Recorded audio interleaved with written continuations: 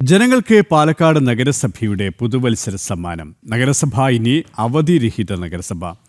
ഞായറാഴ്ചകളിൽ ഉൾപ്പെടെ സേവനം വീട്ടുപടിക്കലെത്തും. ജോലിക്ക് പോകുന്ന ജനങ്ങളുടെ സൗകര്യം കണക്കിലെടുത്താണ് പുതിയ സേവനം ആരംഭിച്ചിരിക്കുന്നതെന്ന് ചെയർമാൻ പി സ്മിതേഷ് പറഞ്ഞു. പുതുവർഷത്തിൽ പാലക്കാട്ടെ ജനങ്ങൾക്ക് വീട്ടുപടിക്കൽ സേവനങ്ങൾ എത്തിക്കുകയാണ് പാലക്കാട് നഗരസഭ. നിലവിൽ നഗരസഭയുടെ എല്ലാ സേവനങ്ങളും കെ സ്മാർട്ട് സോഫ്റ്റ്വെയറിലൂടെ ഓൺലൈനായാണ് കൈകാര്യം ചെയ്യുന്നത്.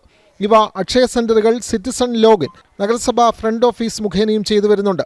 എന്നാൽ ഇവയുടെ എല്ലാം പ്രവർത്തനം രാവിലെ 10 മണി മുതൽ വൈകിട്ട് 5 മണി വരെ ആയതിനാൽ ജോലിക്ക് പോകുന്നവർക്ക് ഈ സമയം ഏറെ പ്രയാസം സൃഷ്ടിക്കുന്നതാണ്. അതിനാലാണ് പാലക്കാട് നഗരസഭ പരിഹാരം കാണുന്നത്.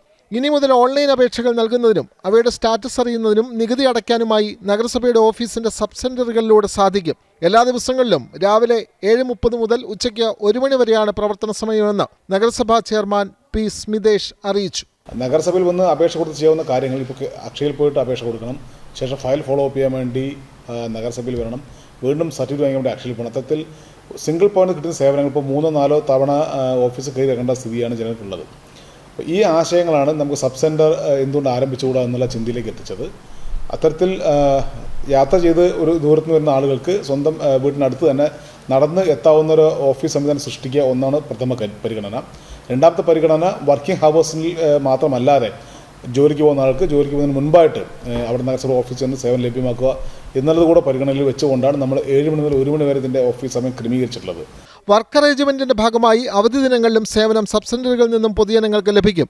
നഗരസഭയിൽ സമർപ്പിക്കാവുന്ന പൊതുപരാതികൾ, വിവിധ അപേക്ഷകൾ, ഫയൽ ഫോളോ അപ്പ് തുടങ്ങിയവയും സബ് സെന്ററിൽ നിന്നും ജനങ്ങൾക്ക് ലഭിക്കുമെന്നും നഗരസഭാ ചെയർമാൻ അറിയിച്ചു. ആദ്യഘട്ടത്തിൽ ഇത്തരത്തിൽ സബ് സെന്ററുകൾ മുഖാന്തരം ജനങ്ങൾക്ക് സർവീസ് എത്തുകയും രണ്ടാം ഘട്ടത്തിൽ ഡോർ സ്റ്റെപ്പിൽ ഈ സർവീസ് എത്തിക്കുകയും ചെയ്യുക എന്നുള്ളതാണ് ഈ പദ്ധതി കൊണ്ട് വിഭാവനം ചെയ്യുന്നത്.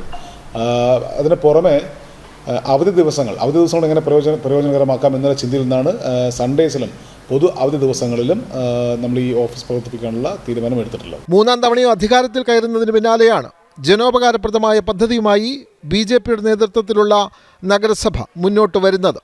ജനം, പാലക്കാട്.